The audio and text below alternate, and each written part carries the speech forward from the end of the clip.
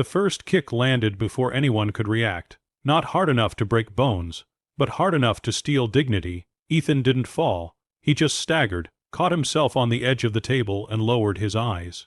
Around him, the restaurant went silent. Plates stopped clinking. Forks froze midair. A single dad, still wearing his apron, stood there absorbing humiliation in front of strangers, and his son's photo tucked inside his wallet back in the locker. The millionaire stood up from his chair, face red with anger, pointing at Ethan like he was nothing. "Learn to watch where you're going," he snapped. "People like you should be invisible." Ethan nodded quietly. "I'm sorry, sir," he said. His voice didn't shake. It never did anymore. What no one in that room knew, what the millionaire could never imagine, was that Ethan had once been trained to end fights in seconds. Years ago, in a life he buried the day his wife died and left him alone with a newborn son, Ethan had been something else entirely. A lethal fighter. A man taught precision, control, and restraint under pressure. But tonight he was just a waiter trying to make rent. He bent down, picked up the fallen napkin, and returned to work. No shouting, no revenge, just quiet dignity. A few tables away, a woman watched everything.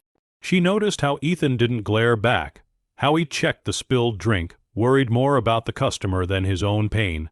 How, moments later, he stopped to help an elderly couple adjust their chairs, even with a bruise forming beneath his pant leg. That's when the twist began. The millionaire demanded the manager, loudly, publicly. He wanted Ethan fired on the spot. The manager hesitated. "Sir," he said carefully, "this waiter. He's one of our best, never missed a shift, covers for others, helps after hours." The millionaire laughed.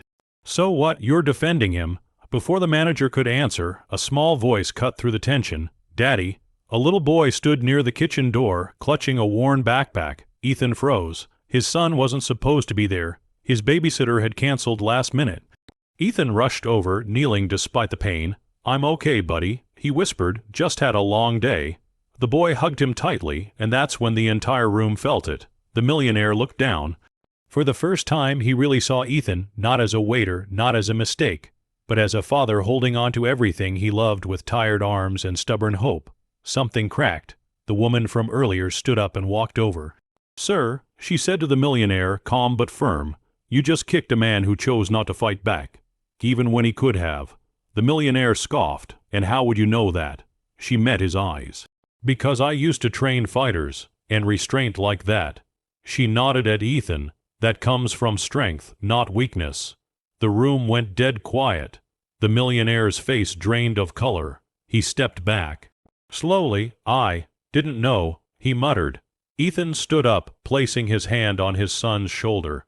"You didn't need to," he said softly, "but you didn't need to kick me either. No threats, no revenge. Just truth." The millionaire reached into his pocket, pulled out his card, and placed it on the table with shaking fingers. "I was wrong," he said, "and I don't say that often." Then he did something no one expected. He apologized out loud to the waiter, in front of everyone. Later that night, Ethan clocked out and walked home holding his son's hand. His leg hurt. His pride didn't, because he'd won the hardest fight of all. The one where you choose compassion over violence, dignity over ego. And the story reminds us that kindness still matters.